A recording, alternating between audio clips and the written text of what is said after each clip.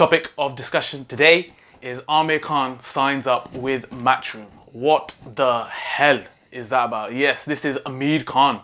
The same Skype king, Amir Khan, has signed up with Matchroom. I was baffed when I heard this. This is like, Amir was gunning Matchroom, last year? Saying, these guys and what they're up to. Eddie Hearn, Kell Brook, they were gunning Amir Khan, saying that he's dodging the fight. What does this mean now? What does this mean for Kell Brook? Kell Brook and Eddie Hearn were like this, literally like this. Man. No, get out of here, man. So basically, what does this mean? What are your thoughts on that? What does it mean for the whole, Kell Brook and Eddie Hearn, and what are your thoughts? To be honest, I was caught off guard. I was definitely caught off guard, but listen, I don't care whether you like him or hate him, or you think he's a knob, or you think he's this or that. Eddie Hearn is the man. He's a man. Like, listen, you can say what you want about him, and listen, I know there's people out there that think Eddie Hearn's a prick or whatever, but listen, he's putting boxing on the map. And listen, and then other people's argument is, it's Sky Sports that puts people on the map. But listen, he's the one that made that deal. I know everyone's, he's living off his dad, but listen, he's taken it to the next level. So for me, I think that's great business for him, because he's thinking to himself, look, Amir Khan, in all fairness, gets knocked out, yeah? He gets spanked. No, but like, I like Amir Khan. For me, I've said it to you as well. I think he's actually one of the best boxers that we've produced. Yeah. He's definitely, in terms of speed, one of the quickest boxers out there, hands down. Yeah, got great hand speed. But listen, he's actually, even the fights that he's lost, let's talk about them fights. Yeah, Prescott, okay, a bit of an anomaly, that one, right? But Danny Garcia, he was winning that fight. Yeah. Lamont Peterson, I thought he won that fight against Lamont Peterson. Maybe it's because I'm a little bit biased. I'm a big Amir Khan fan, but I thought he was winning that fight. Even against Canelo, I thought he was winning that fight. He's actually outboxing, but his problem is, if you're a boxer that can't fight in the pocket, don't get in the pocket. Don't sit in the pocket. He's one of those people that wants to show that, I'm this big, I can punch, I can bang. He's got this reputation now that he can't take a shot. But listen, he can't take a shot. You can't take a shot, but you can box. So for me, I think it's a great move for him. And for Eddie Hearn, it's a win-win, because it's like, I can market this guy and I can sell this guy because he makes exciting fights. Give him a few shit fights and he'll win them. And then you put him in for a couple of big fights and boom. I think the biggest thing, right, is like everyone's thinking now, is everybody wants to see Kell Brook versus Khan. I want to see it. I know you want to see it, right? Everybody just wants to see it. Who wins? But before we get to that, does this now make the fight more realistic? Be in terms of, will it happen now? The fact that they're both under the same guy, or does that make it even more complicated, or what? Listen, if that fight was going to happen, that fight would have happened. It doesn't matter who promotes it. Yeah. If that fight was going to happen, that fight would have happened. And as far as I'm concerned, like, he was Amir Khan's HBO, or the Showtime boxer, I don't know, whoever it is. He's working with Al Heyman. Yeah. Listen, if Al Heyman wants to make a fight happen, I've just given Eddie Hearn props. But come on, Al Heyman's the man as well. Do you know what I mean? He's the godfather. Do you know what I mean? If he wants to make a fight happen, he can make a fight happen. So for me, if that fight was going to happen, it would have happened. So I don't think it's any closer. That's my opinion. People might disagree with me, but my opinion is, I don't think it makes it any closer. I just think it's a fight that has to happen. And if it's going to happen, it should be made. It should be made. It doesn't matter who's going to make it, but it should be made. I think both fighters need that fight. Where their careers have gone now, they both need that fight. I mean, Amir Khan hasn't fought for what, 2 years? 2 years must have been, right? And Kell Brook, and he's lost his last few fights. For me, they both need it, and the whole public want it. The whole of the UK want it. You could easily sell out Wembley, whoever you want to do, right? And that is a fight that everyone wants to see. For me, is how does this even come about? How do you think even the conversation went with Eddie Hearn and Amir Khan? How do you think that went about? I don't know. Probably something a bit like this. Probably Eddie Hearn's probably called him and said, Amir Khan, I think you'd be a top fighter. I think you're great. I think you're box office. You'll sell fights. I'll put you on Sky Sports. I'll make you a top man again and win you world titles. Amir Khan's probably turned around and probably said something along the lines of, yeah, Eddie, I think I'll be a great fighter. I'll bring great excitement to the fans, and I'll knock him out. I'll knock out fighters for you. But I'm in a tough spot at the moment. I had a contract with Skype, but I've tossed that away.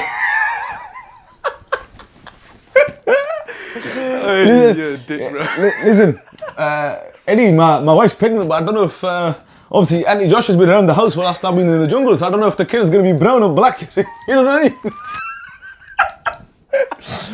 But nah, do you know what I mean? Listen, I think the conversation would have come about where, like, Amir Khan I think he knows that he needs the UK fight fans. The big fights happening in the UK.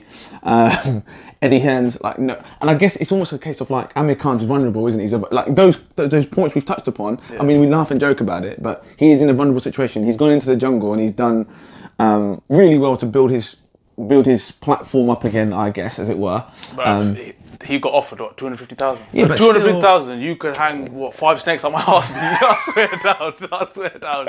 For 250, chilling. Do you know what I'm saying? To be fair, I mean, I said he said no, but what I'm saying is, I think it's being in the spotlight, isn't it? Do you know, like people go into the jungle and come out. I mean, did you know who Stanley was before he went into the jungle? But now you know. If someone said to you, Stanley, you know, what does he say?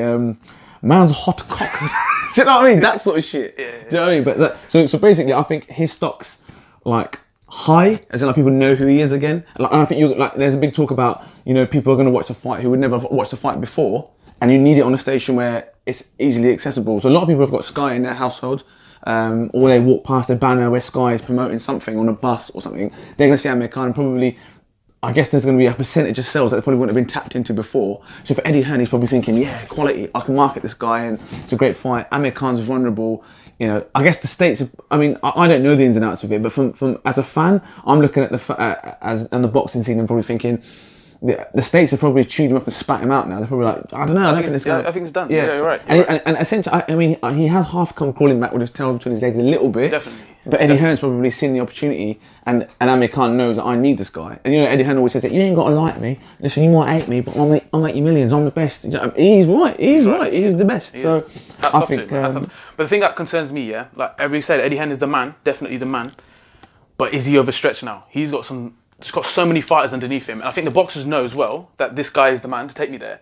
But at the same time, he also knows that he can't give all his time to these guys. You can't sit down with one fighter and literally go through his roadmap for the whole year and then fit all these guys in. It's not going to work.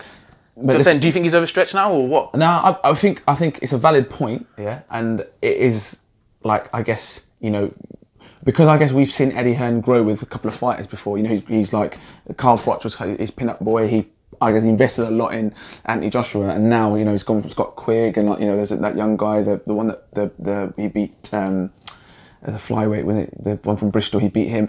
He's got some real top fighters on his roster now. But I think what you got to think of it is, I think because we're so used to seeing Eddie Hearn being small and like you being like caring for these people, he's now a business, isn't it? So there's going to be loads of people in that business. All he's got to do is send an email to say, this is what I've got planned for you. If you win your fights, then you're chilling.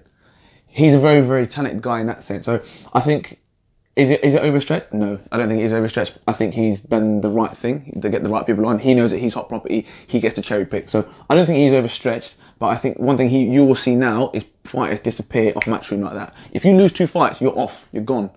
O'Hara Davis. He dropped O'Hara Davis on the next bill because of his tweets. That he was chatting shit. And rightfully so. Yeah. Rightfully so. But before, a couple of years ago, he wouldn't have had that luxury to be able to drop O'Hara Davis. O'Hara Davis is like one of the most exciting fighters. Marmite, love him or hate him, he's a very good fighter. But now he's done something that, and Eddie Hearn's got that power and clout to be like, I don't agree with it, so piss off. You ain't fighting on my card, and that's that. And now he's got the power to do that. Final question to wrap this up is: do you think this move for Amir Khan is good or bad?